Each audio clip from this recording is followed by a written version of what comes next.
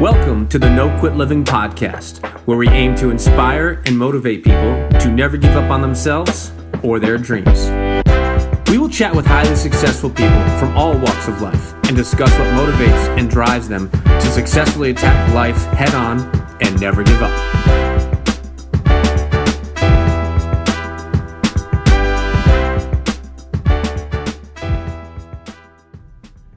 Welcome to episode number 27 of the No Quit Living podcast. I'm your host, Christopher J. Worth, and our theme of the day is passion. Our quote of the day comes to us from George Wilhelm Friedrich Hegel.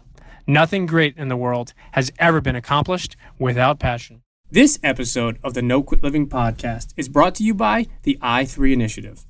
In today's society, it is so easy to get caught up in the drama, negativity, and uncertainty in the universe we are a part of. Against those challenges, we are committed to make the world a better place through improvement, impact, and integrity. You are invited to join our mission and learn more about our book club, membership, live events, and mastermind at i3initiative.com.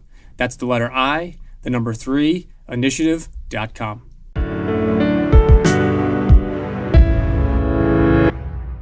I'm extremely looking forward to today's show.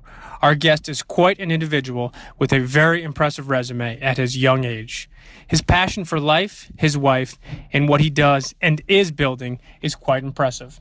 As the CEO of the $1 Billion Body, where they help men reach their ultimate state of health, power, and confidence, he is unbelievably impressive in all the things that they are doing. He is also a speaker, a coach, and he's been rated 30 under 30 influencers. It is my pleasure to introduce Nicholas Bayerle. Nicholas, I'd like to welcome you to the No Quit Living podcast. Hey, man, thanks so much for having me. I'm so pumped to be here, and I'm excited to share some amazing stories. No, I appreciate it, and thank you again for your time. So there seems to be a lot of negativity floating throughout the media today, and as our number one objective is to motivate and inspire our listeners, I was curious if you had a personal story about perseverance, or maybe a challenging time that tested you, but you kept on going and never quit. Yeah, I mean, that's a loaded question altogether. And even the statement that you said beforehand, I want to touch on. I see so many people out there that are blaming their circumstances in their current life, their personal life, on other people, not knowing that literally we attract different things into our life by the situations that we put ourselves in.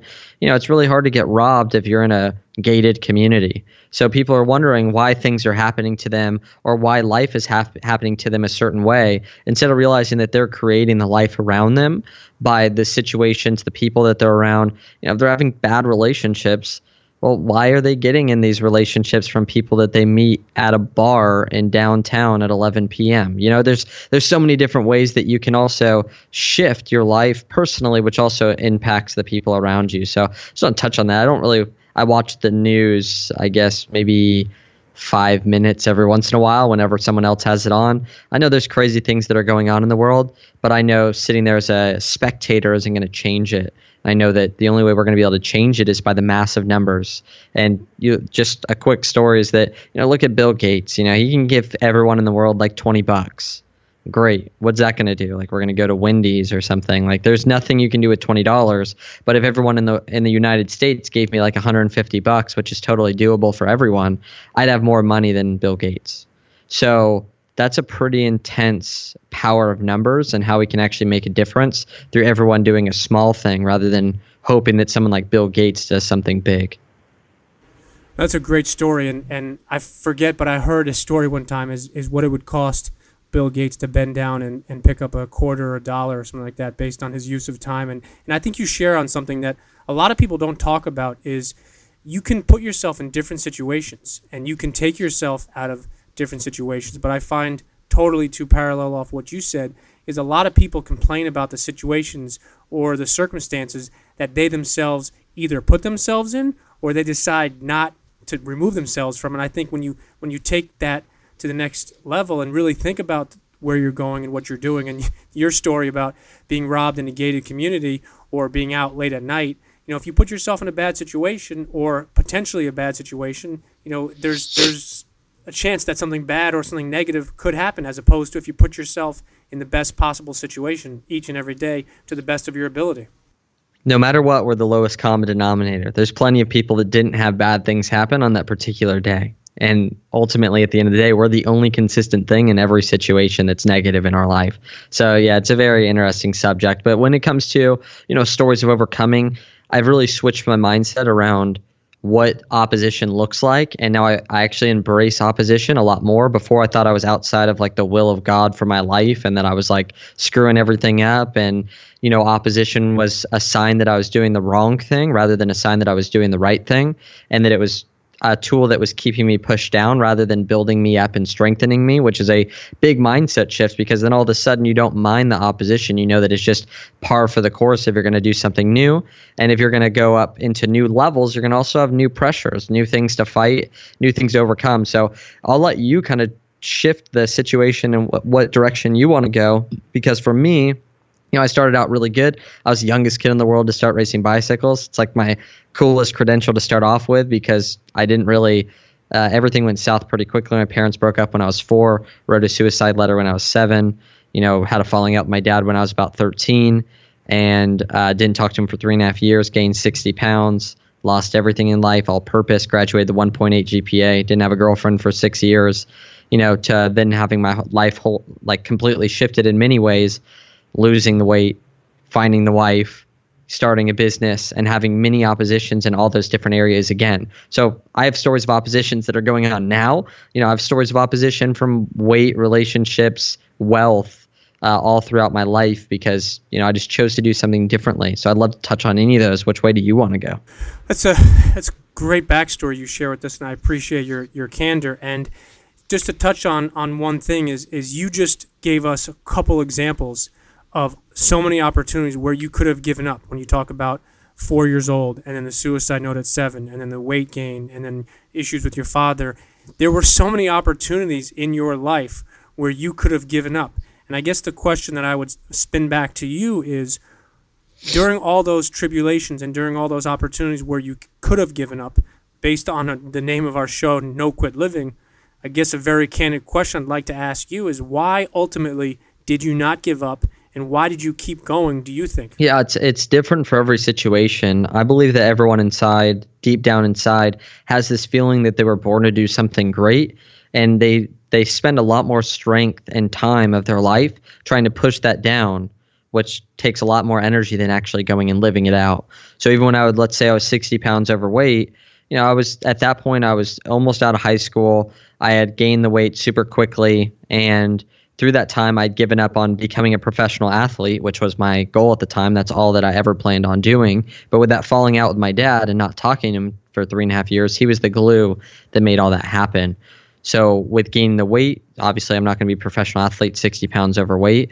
And through that time, I still was motivated. I was just transmuting that type of purpose into something that was less purposeful, because I still had, you can't just drop something in your life. You have to replace it with something else. So at the time, I replaced it with something negative, which was like getting addicted to video games, losing all my friends, like really becoming secluded. So all that energy that I had towards motocross and accomplishing a goal went into something that was unproductive. And I realized all I had to do was transfer that energy again. And every single good thing that's happened in my life seems like it's always happened around community and people. Especially for men. I work with men a lot in our company, the $1 Billion Body. And with working with all these men, I realized a few different things from ancient scripture all the way to just observation, is that men fail because of a lack of community. A lot of times they go into seclusion. There's 2 types of men. They go into seclusion when they're doing well because they don't need help anymore, or they go into seclusion when they're doing bad because they don't think they're worth having community. And both of those end up coming back to the same spot, which is ultimate failure and lack of purpose, lack of destiny. So for me, it's always been that other person shining the light and showing me the way, and then having that shift of energy where I was focusing on something that was negative for me, getting myself out of that environment, focusing on something else that produced a different result. I think it's a simple way to say it, but it's always been that person that was a beacon of light for me that helped shift my mindset. Hardly ever have I been sitting there all by myself and figuring it out. Just hasn't really happened. No, I don't think a lot of people can say that they figured it out by themselves. I think obviously people take certain things, but most people that are successful in all walks of life have had multiple people that have helped them along the way. Speaking of $1 Billion Body, you are doing some really cool things with and for men. Would you mind quickly expanding a little bit about what exactly you guys do? Yeah, so like I said, I was 60 pounds overweight, but I started my first business when I was 12. Lost it all when I started getting, insecure. I started feeling really down about myself, very depressed. Ended up gaining the weight, which was an external manifestation of what was happening on the inside of me. So it wasn't like the weight was whatever. I don't really care if someone's overweight or not. Outside of the health reasons, but ultimately I want to know, why did that happen? So for me, what happened was that when I lost that weight, I attracted the wife of my dreams. I've been married for 5 years now, which led me back into the actual confidence to be able to go and rekindle the relationship with my dad, start a business, all these different things. But guess what? I started a health business because that's what I was all into at the time. I was really working hard. I was studying for 3 years, managing my craft. I'd been through the mental struggles, physical struggles. I started a business. I started helping everyone. 6 months later, I was out of shape. I was like, this is really embarrassing. Starting a business was tough. It wasn't easy. And it brought in those difficulties again that most people would look at that and say that I failed. But I'm in a better situation that day being overweight 6 months after I started a business than I did before, because pressure in your life only exposes a weakness inside of you. It doesn't create it. So if you look at the pipes that are in your house that carry water and all these different things that are high pressure situations, if a pipe bursts, the pipe was built to handle the pressure. That's why only one area bursted. The one area that had the burst when the pressure was raised, that was just the weakest part of the pipe. It was already weak before the pressure was high. It just exposed it when the pressure went up. So it's the same thing in that type of version of my life. I was in a better place because I had a better understanding. I was further ahead than I was when I thought I was okay, when I was living in illusion land. So through that, I decided, you know what? I want to launch a whole company around helping. For me, we were an expert in men's chemicals in the brain, men's hormones, helping them get a way better result and being able to outperform all the competition, being able to go after their dreams. So I thought I would start a business in that, and that's when the $1 Billion Body was really launched and came to being. We've been around working in this area for about 4 years now. We've helped tens of thousands and reached tens of thousands of men throughout the process, and helping them really become the most powerful, healthy, and confident selves so they go out there and achieve big things in their life. So we work with a lot of the top CEOs, influencers, and just men that are going to take that health and make a big impact. You mentioned something, achieve big things in life. Wanted to ask you, what has been your biggest achievement so far in your life? Oh, dude, marriage. Simple. Like, totally easy. The difference is, I've built companies and we're ever growing, but, I'm going to keep growing a company. I'm going to keep growing that. And marriage is very different than business in the way that, and different than health. If I don't show up to the gym for 2 months and eat like junk, then I'm going to gain weight and I'm not going to be happy with that achievement anymore. And it's achievement that's in the past. If I start a business and I stopped right now and I dwindled away, I wouldn't be that pumped about my achievement of the past. But I got married 5 years ago, and literally marriage is like a never-ending Christmas present. You actually already made it. That's the crazy thing. People think it's going to be hard, whatever. But ultimately, you already made it. It's like you already achieved everything you've ever wanted in health and business, and it can almost never go away. And you can actually sit there and enjoy it at that point. So my biggest achievement is definitely that, because it's the one thing that I know I'm not going to be able to top, is being married. Maybe breaking the world record of longest marriage. That'd be the next goal. Do you know what that record is? I think it's 87 years. All right. Well, you being as young as you are, you definitely can give that a run for the money. Yeah, I'd be 107. My wife would be 105 when that happens. I don't know if either of you would know it at that point, if you broke it, but being that old, maybe you can just every day you realize that you break a record, and then because you're such an old age, you forget it, and then the next day you can do it again. Oh my gosh, that's terrible to say. Well, we're gonna be so fit, dude. You're gonna see it. I'm gonna be like doing gymnastics. Well, if you're 107, then I would be 119 or 120, depending on when your birthday is. So I don't know if I will be around. I would love to be, because that would almost set a record for myself as well. Hey, it just depends when you get into the $1 Billion Body. Hey, no, touche. Is there a specific morning or daily ritual that you can attribute either your personal or professional success to? Yeah, so for me, I'm always thinking about the long-term vision. So I'm always thinking about where I want to be in 5 years and if what I'm doing today is going to get me there. And if I can rip that person from 5 years from now that hopefully is better than the person today in people's minds, I rip him into the past and I become him now.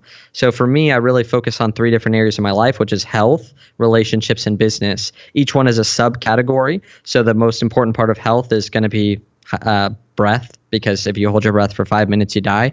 So that's my biggest priority in health. And then it goes all the way down to working out and supplements, things like that. In relationships, my wife is the most important. My friends from high school are not that important. They're not as important as my business, I'll be completely honest. But then I have family and things like that that I tend to. And then from there, I also have my business goals, which there's certain things in our business that are higher priority. So I see a lot of people, they don't allow those top 3 priorities to rule their life and their calendar, which is ultimately going to give them happiness 5 years, 10 years down the road, rather than just happiness today. Because really grinding on your passion isn't always the most fulfilling thing at that current date. You know, delayed gratifications usually are the ones that pay off in the long term. So for me, when I wake up, I make sure that I have those things in order. So my health and my wife and my business are in that order.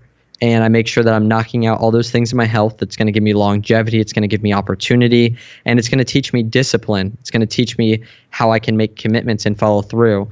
And I don't have any set morning routine. Like literally, it just depends on the actual date. I really don't believe in balance. You know, I wake up right now, I'm planning for our live event, and I grind my face off for like 12 hours a day.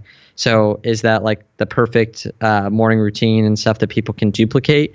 Not right now, but if they were trying to go after a specific task and a specific goal, I believe it is. And I've been mentored by Navy SEALs for 7 years. I have a specific mentor. We talk about this a lot.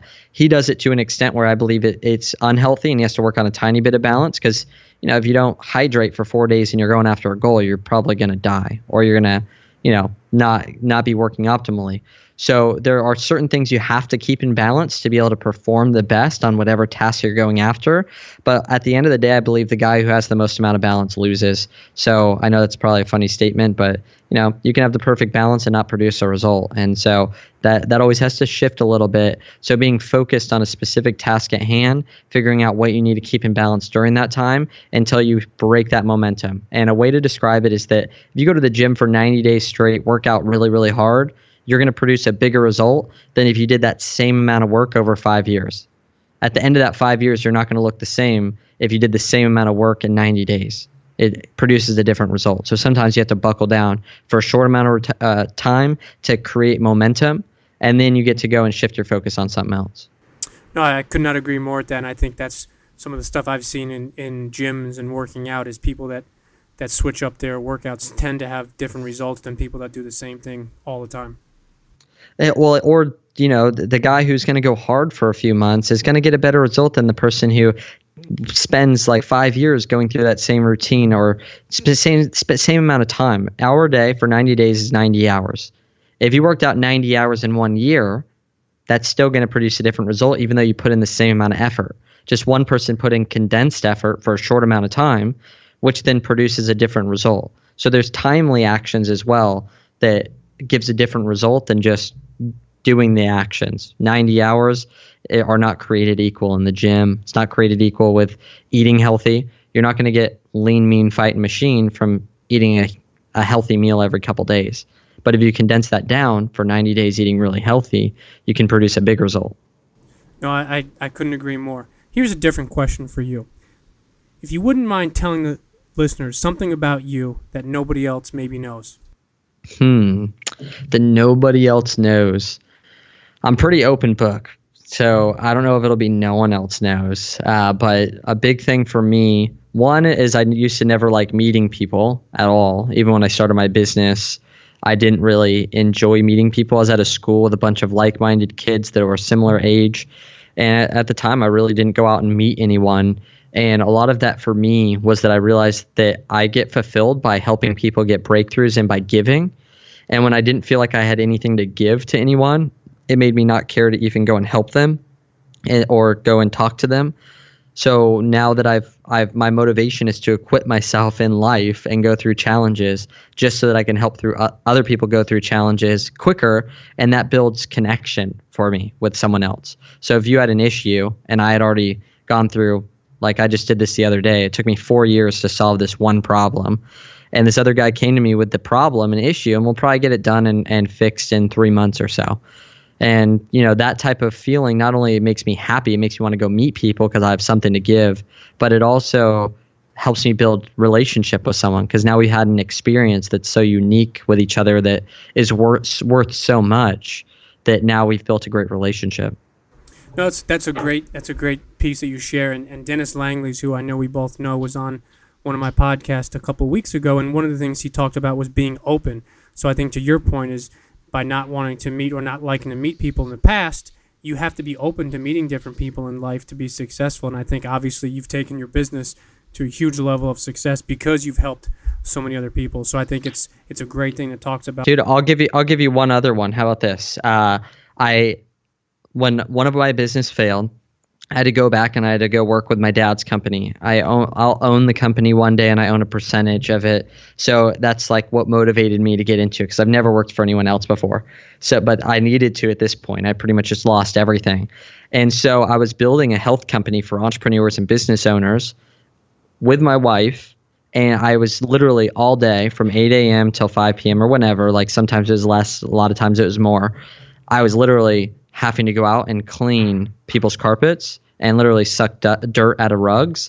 And so think about like feeling like the lowest you've ever felt in your life when you're having to go meet entrepreneurs, meet influencers, and all these people that are like, oh yeah, so yeah, we broke like $1 million a month this month. It's been great. They're just wearing nice clothes and I was smelling like exhaust. So I'd like have to drive a carpet cleaning van into downtown San Diego, jump out, change my clothes, hated my life like in that moment, thinking, man, this just is so crappy. It's so uncomfortable trying to put on nice clothes that literally smell like exhaust and knowing exactly what I had done all day and trying not to tie up your self-worth in the things that you were doing and experiencing. That's why I talk so much about looking 5 years in the future, 10 years in the future, and figuring out where was I going to be if I kept putting in that hard work. I knew I wasn't going to be sitting there, cleaning people's carpets. And so I had to really figure out, who am I? What am I doing?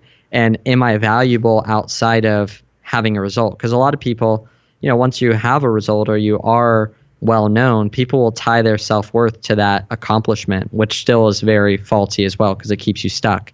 So if I was able to do it then, I try to do the same exact thing now, which is finding value outside of the accomplishments, but more finding value that I have on the inside. Now, when you talk about looking 5 and 10 years in the future, and I think that's an important thing that I don't think enough people do, and not where you need to plan out 5, 10, 15, 20, 30 years in the future, but I think it's important to look at where you want to be, where you are, and constantly always look to improve. So here's a question for you. If you could go back and give the 20-year-old version of yourself one piece of advice, what would it be? It would be the simplest thing. It would be up-level your 5 friends around you as fast as possible and drop the other ones, still go to their birthday, whatever, but stop getting stuck with trying to please all those people that are around you and go surround yourself with people that are prospering in the areas you want to prosper in, which for me was health, business, and relationships. And then do whatever it takes to get around good, solid, and build relationships with mentors. And mentors for me are people that are prospering in all 3 of those areas, because I can learn from anyone, but I want them to prosper in health, business, and relationships. If I'm going to have them speak and impart things into my life that I'm going to be able to walk in and model. So those would be the 2 key things is, not be afraid to invest in those different things. And, I've invested over $100,000 into that type of stuff so far. So I've modeled that more so now. But if I would have done that earlier, getting around those solid people, getting into a type of a brotherhood like I've created. And I guess that's why I'm creating what I'm creating now, is to be of service of people so they don't have to spend the $100,000 per se to be able to build all these relationships. There's like a hub for it to happen now. That's a great point. And my first guest on my podcast was a gentleman by the name of Bob Berg, who's a best-selling author. And one of the things he talked about, which is very interesting, and I've talked about on many shows, is he talks about drive-by mentors. And what he meant by that, and what I've taken from that and hopefully taught to other people, is we all have the opportunity to have different mentors in our life. And for some of those mentors, it might be a short period of time, or it might only be a very specific time period. But to your comment before, is I think everybody should look for different mentors. And the reason being, as you said, to up level, something you were recommending is we can always learn from others. And it's important to surround yourself with those people that are already ahead of you in those areas that you're looking to improve. And I think I would definitely agree that I wish I had known that when I was 20 as well. And I think it's something that we all should look to do, is to find different mentors. And it doesn't need to be somebody that you physically meet in person once a week or once every week. It could be mentors that you follow on social media, or mentors of books you read, or audio programs you listen to. But I think there's so much opportunity in today's technological day of advancement to get in front of those people. And like I said, it doesn't have to be in person. It could be just via social media or other avenues. But I think it's really important. And I'm glad you touched on that, because I think I don't think enough people, look for mentors in their lives. We did a test. I have a great friend, and you look at your fitness ability, look at your income, and look at your relationships. And generally, they're within plus or minus 10% of whatever your 5 friends are that are around you right now. And unless you just recently up-leveled your friend group, it's almost true completely across the board, especially with the general person. So when you look at that and you go, okay, well, this person's making 30, this one's making 50, this person's been divorced 7 times, and these people are 30 pounds overweight drinking on the weekends, generally it's going to be really hard to gravitate away from that. So I've always made it a point to surround myself with people that are having great relationships, that are in amazing shape. It's really tough at that point, to flop at that. Even if you did pretty terrible and you were just the average of those people, I would love to be surrounded by people that I'm like, wow, the average isn't too bad. I would love to be the average of these guys or these women.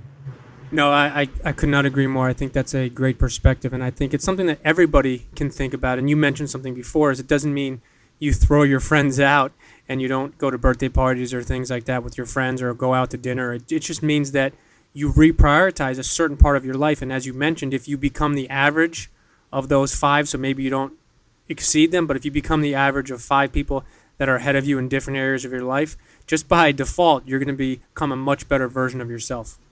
Yeah, I think that's a great point to push on. You never know when someone else is going to get that spark and do something. So you never want to burn any bridges with relationships. You still want to give more than you get. But if all your friends are watching all 4 games or all 7 games of Warriors and Cavs every single time, like, you can skip that and not feel bad about it and go do something else if you want. If you love that, that's your thing, cool. But ultimately, at the end of the day, that's what I'm talking about, is going, okay, I can branch out away from that and go do something else and still build those relationships. You never know. I think people neglect too much the person to the left and the right while they're looking at someone on stage who's a big deal, not knowing that the person from the left and to the right are going to be the next person on stage. And if you could build friendships with those people, at some point you're going to be able to have a great relationship with someone who's going to be the influencer. But if you just walk right past them and think they're a piece of junk because they're sitting right next to you in the audience, well, then you're going to miss out on a lot of great relationships. No, it's so funny you mentioned that. I talk about all the time with No Quit Living, is you never know who your next friendship, relationship, spouse, business partner, you fill in the blank, is going to come from. And you need to be open, not to the point where you're willing to spend 10 hours with just anybody and everybody, but as long as you're willing to be open to that person next to you or that person in line, you have no idea where or who that person could introduce you to, or where that relationship could potentially go. Yeah, absolutely, man. So here's a different question for you. If you could have dinner with anyone, dead or alive, who would it be and why? Oh, dude, that's easy. That'd be Jesus, dude. The guy's he crushed it. He's BC AD. That's pretty awesome accomplishment. Still 3 billion followers, more than the Kardashians. It's pretty ridiculous, the movement that he created, the fact that he spoke in parables that no one understood, yet they still followed him at the time. He walked up to 12 people and said, give up everything in your life and follow me. Those are some pretty cool things that if I were to do them today, I don't think that I would have got the same result. He's, memorized the Torah as a Jew at 12 years old and, was able to go out. And at that point, there's a lot of kids in this day and age if they were that talented, they would go and start a social media profile and they would go and get tons of followers and break out. And one thing is, the worst part about success is a little bit. And it's because it inflates you sometimes if you're not ready. He waited till he's 30. So there were so many cool things that I can pull from that. I'm like, wow, he's the most talented kid at 12, yet he didn't go out and do anything till he's 30 and served as worker and all these different things. So that's an easy one for me. If there was some people that were alive, everything's built off trust for me. I could care less about these big names that are doing great things, because for me, I'm not going to transform unless I have trust with the person. So a lot of the mentors I have now are the people I'd have dinner with. No, that's that Jesus is the second most requested person that we talk about, ironically behind Abraham Lincoln. Behind Abraham Lincoln? That's pretty funny, man. We need to give the guests a news flash, man. Well, I think if you had to have dinner with either of those two, you'd probably be fortunate in the sense that you get a chance to learn from two pretty remarkable people. I wanted to give you a chance to share with our listeners anything that you're working on, or perhaps the best way they can follow you and connect with you. Yeah, right now I'm working on $1 Billion Body Live, which is taking all of our most successful men in our community and bringing it all into a live format July 15th and 16th in San Diego. Everyone can see. We have an amazing site built by our branding company that we're connected with, Strive and Grind. It's billionDollarBodyLive.com, and all the Q&As are in there, all the frequently asked questions, what we're doing. It's going to be a really epic time. So if someone's one of those guys that are and this is for men only. So if you're in a community right now where you're always that guy who's always the motivated one, who always wants to achieve, yet it feels like your friend group is kind of holding you back, or you've had trouble building that relationship, or you want to be around high-level men, and that's the type of person you are, well, then this is the place to be. This is where I have a lot of the network that I've had to spend $100,000 building for you to come and experience, because I'm bringing them all together. I'm bringing all these people I've built relationships with over the years, putting them in one room so that you can dive into those contacts, build those great relationships, mentorships, and those 5 people around you without having to make tons of money. So it's going to be a super fun time. It's going to be very efficient in the way that we're teaching and the practical tips that you're going to get out of it. We're going to help tons of people through it. And also a lot of people leaving there are going to make a lot more money following their dreams. So altogether, it's just going to be a great time. That sounds like an awesome event. Is this your first live event ever? This is our first 2-day. So I've put on dozens and dozens of 1-day events, but this will be my first 2-day event. Okay, that sounds interesting, and we'll put the link in the show notes as well. Before we let you go, I wanted to ask if you had any parting words for our listeners. That you could do anything. There's too many people that will, that aren't listening to this show right now that just aren't action takers. And the great thing about the people that are listening to this show is that we all have one thing in common, and it's that we take action quickly and we change our decisions very slowly so that we can produce a result. So if I could say anything, it would be keep that up. Keep being an example. Keep taking action off the things that you're hearing from the show, and go be the next person that creates that success story that had an opposition and went through it and created something amazing so that you could get your butt on the show. Nicholas, I can't thank you enough for being a guest on our show. You truly shared some great stuff. I appreciate your candor, and definitely will include the show notes for our listeners to get in contact with you. And for those that are going to be in or around San Diego in July, or those that maybe have some opening, I would definitely recommend your 2-day live event. Awesome, man. Appreciate it again. Thank you.